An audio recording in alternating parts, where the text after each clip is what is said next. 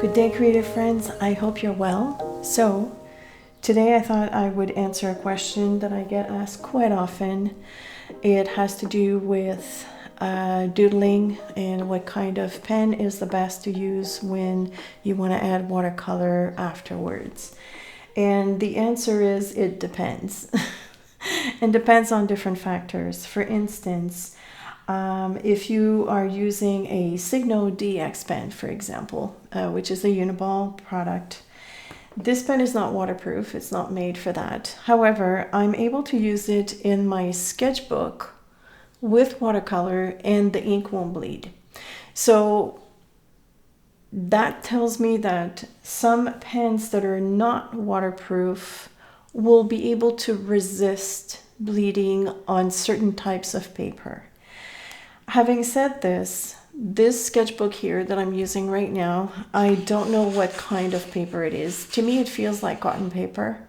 I don't know if it has a lot of sizing or if it has very little. To me, I don't think it does have a lot of sizing, but I don't have any more information on the paper.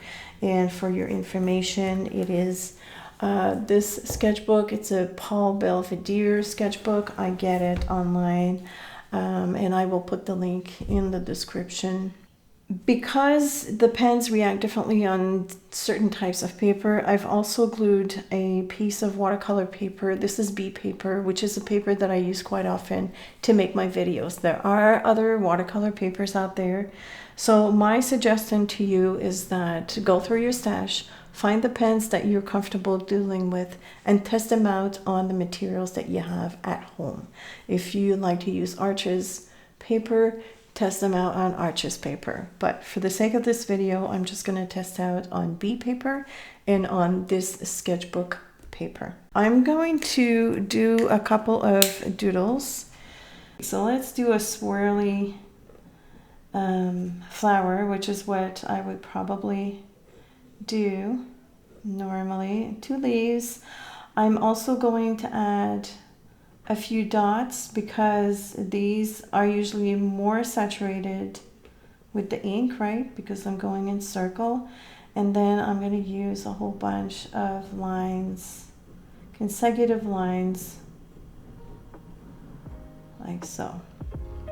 So I'm going to go and fill this out.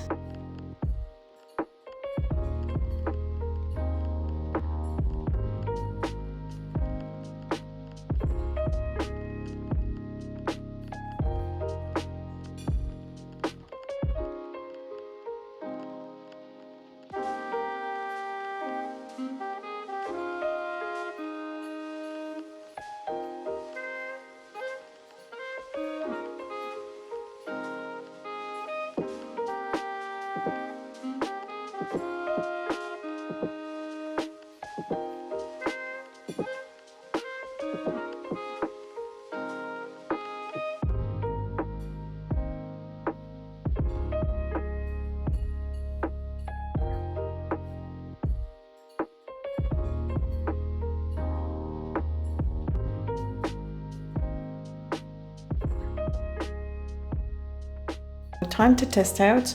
I have extremely clean water here. I also have my dirty water.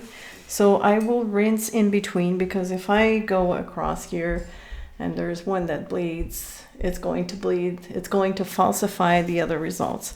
So I'm going to start with the Pilot High-Tech C. Just going to pick up some water and let's just do the bottom half here. So obviously this one bleeds. So this, we are on watercolor paper. This is the MUJI hexa. Again, bleeding. The Signo DX. Not so much. Agreeably surprised. This is the 0.38.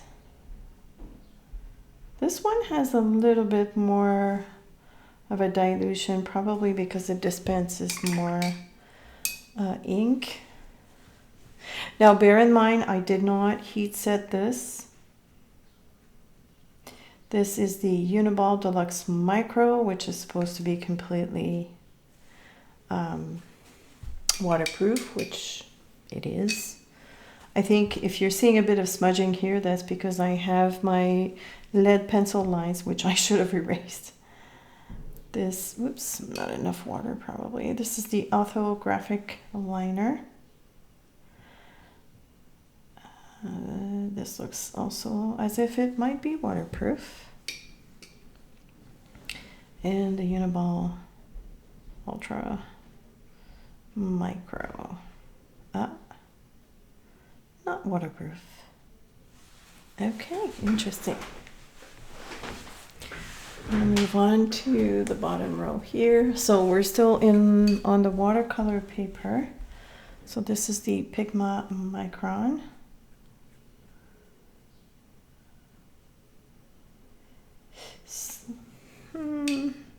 I would say this is pretty waterproof. Sometimes it's misleading. When it's wet, we think that the color is bleeding when in fact it's the color of the actual paper.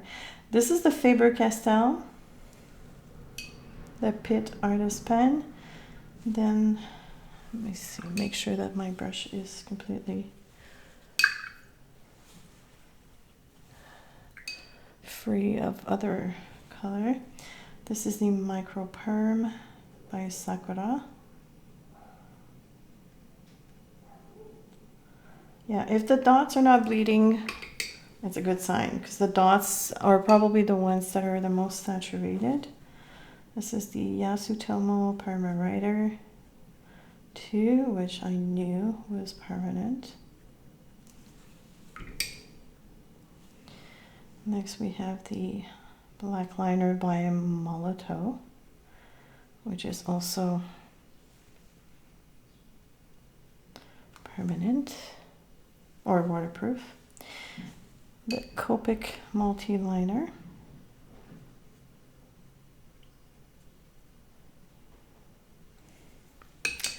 And the PENTEL pocket brush pen. All right, so now we're going to move on to my sketchbook paper.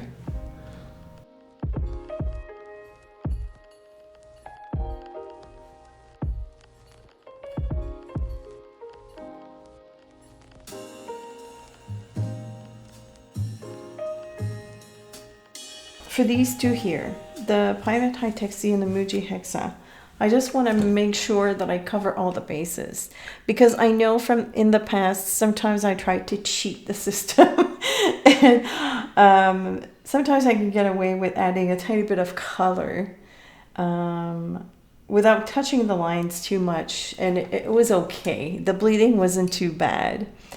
So I want to take some green gold, which is a light green, and I want to color in, I still have some wet stuff here.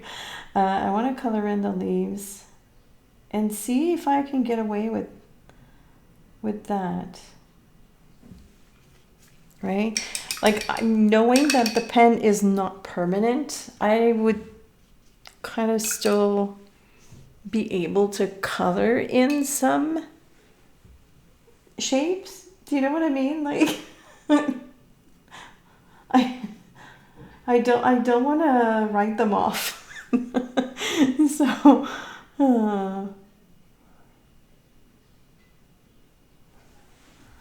I mean, it's not bad. And sometimes, oh, it's wet everywhere.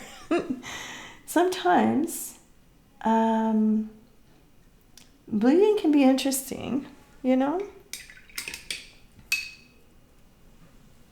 I actually made a whole class on the Elegant Writer, which is a pen that has ink with different, it's black ink, but when you touch it with water, it spreads into a beautiful turquoise and sometimes pink. So I've developed an entire class around that. So sometimes it's nice for special effects, but I find it interesting. I mean, it's still usable in some form.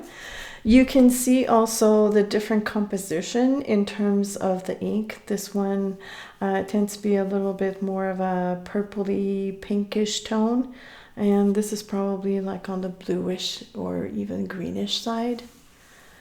But I was able to paint, especially in this book. And this is what I was talking about, testing out the different, testing out the different papers that you have with the different pens.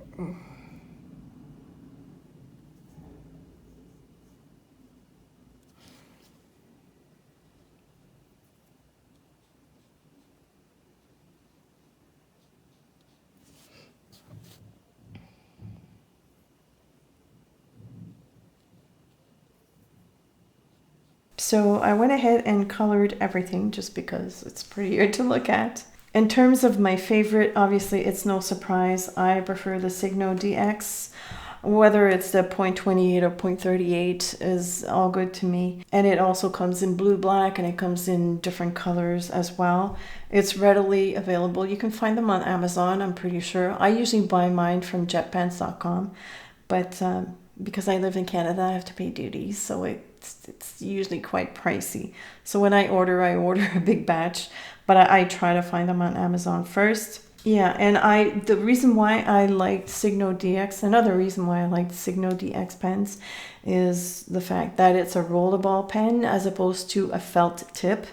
Because as you can see, there's a wide range of felt tip pens that are waterproof, but they wear off quite easily, especially on watercolor paper, and that gets on my nerves a little bit. So whereas a rollerball pen won't get damaged, so there's that durability factor that's really important for me. I also want to touch like super briefly on what is waterproof versus water resistant. What's the difference? Look at it this way, waterproof is the ultimate. So if you have something that's waterproof, it's not going to bleed, it's not going to move, it's not going to fade when you apply water on it. Whereas water resistant, it might fade a little bit with the water, but you can still read through it. So it's a slight difference, but I would say to be on the safe side, always shoot for waterproof.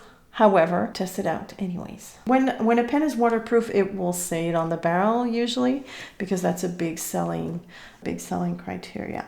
I hope this was helpful for you. I would still encourage you to do your own chart. Doesn't have to be anything fancy, but for your own reference, test out the pens that you have on the paper that you're using. Very important. I want to say a big thank you to my awesome patrons who are supporting my artistic journey over at Patreon. And I appreciate you for watching my videos and for commenting. That means a lot to me. Please stay safe, healthy, and creative, and I will see you soon.